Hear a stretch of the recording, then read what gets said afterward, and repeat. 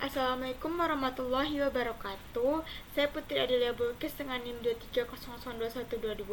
Pada video kali ini saya akan menjelaskan materi mengenai kode etik dan sumber nilai public relation dari penjelasan dosen pengampu mata kuliah manajemen humas saya, yakninya Bapak Dr. Hanif Al-Qadri MPD dan Ibu Dr.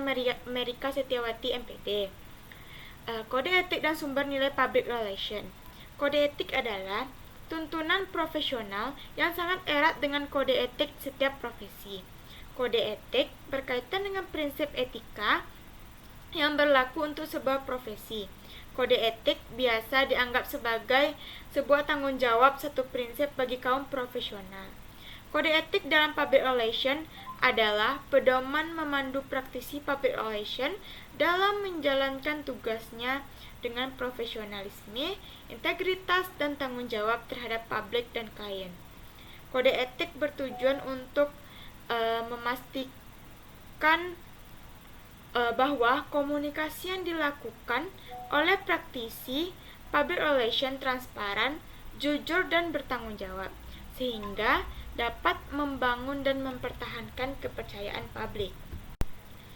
Selanjutnya, ada prinsip dari kode etik. Yang pertama, yakninya ada prinsip keadilan. Ialah menuntut orang yang profesional agar menjalankan profesinya secara adil dan tidak merugikan pihak manapun. Dan tidak pula menyebabkan pihak tertentu hak dan kepentingan dari pihak tertentu menjadi terabaikan, khususnya orang yang dilayani dalam jangka profesinya. Yang kedua, prinsip otonomi, yakni prinsip yang dituntut oleh kalangan profesional terhadap dunia luar yang diberikan kebebasan sepenuhnya dalam menjalankan profesinya. Yang ketiga, prinsip integritas moral. Praktisi public relation bertanggung jawab terhadap tindakan dan dampak komunikasi yang mereka lakukan. Mereka harus bertindak dengan integritas, menghindari dan menghormati kepentingan publik. Yang keempat, ada kejujuran. Praktisi public relation bertanggung jawab terhadap tindakan dan dampaknya. Yang keempat, kejujuran. Praktisi public relation harus memberikan informasi yang jujur, benar, dan akurat. Mereka tidak boleh menyebarkan informasi palsu atau menyesatkan, baik kepada publik maupun media. Yang kelima, ada prinsip kerahasiaan. Kode etik public relation menekankan pentingnya menjaga kerahasiaan informasi yang diperoleh dari klien atau organisasi, terutama jika informasi tersebut bersifat rahasia atau sensitif. Selanjutnya saya akan menjelaskan mengenai kaitan antara etika dan citra. Dalam public relation, tujuan utamanya adalah menciptakan dan mempertahankan dan memperbaiki citra lembaga atau perusahaan. Pentingnya seorang praktisi humas memahami etika karena menyangkut profil, penampilan dalam rangka menciptakan citra organisasi atau perusahaan. Dikonseptualkan atau dikonseptualisasi setelah didirikannya International Public Relations Association, artinya adalah lembaga yang membawahi yang secara internasional public relation. Ini ada di IPRA atau Public Relations Association. Public Relations Association ini yang menurunkan kode etik terhadap kinerja dan aktivitas ke-PR-an secara internasional. Mau tidak mau ditaati oleh para praktisi public relation yang ada di lembaga atau perusahaan manapun. Kode etik yang dilakukan oleh Public Relations Association adalah kode etik perilaku dari humas internasional yang diterima dalam konvensinya. Ada beberapa intisari dari etik yang muncul. Yang pertama ada integritas pribadi dan profesional, yakninya standar moral yang tinggi dan reputasi yang sehat, keterkaitan pada konstitusi dan kode etik Public Relations Association. Yang kedua, perilaku kepada klien dan karyawan, yaitu perlakuan yang adil dan tidak mewakili kepentingan yang berselisih atau bersaing tanpa persetujuan, menjaga kepercayaan klien, menjaga kompensasi yang bergantung pada pencapaian satu hasil tertentu. Yang ketiga, perilaku terhadap publik dan media. Bagaimana praktisi public relation dalam menghadapi publik dan media? Kaitannya ialah misalnya bagaimana seorang praktisi public relation seharusnya memperhatikan kepentingan umum dan harga diri seseorang, tidak merusak integritas media komunikasi, tidak menyebarluaskan dan menjaga tidak menyebarluaskan informasi yang palsu. Yang keempat, perilaku terhadap teman sejawat. Tidak melukai secara sengaja reputasi profesional atau praktek anggota lain yang sejawat dengan kita. Yang kedua, tidak berupaya mengganti anggota lain dengan karyawan atau bekerja sama dengan anggota lain. Selanjutnya ada etika dalam public relation. Yang pertama, good communication for internal dan external public. Praktisi public relation adalah komunikator yang baik, media komunikasi yang baik antara lembaga dengan publik.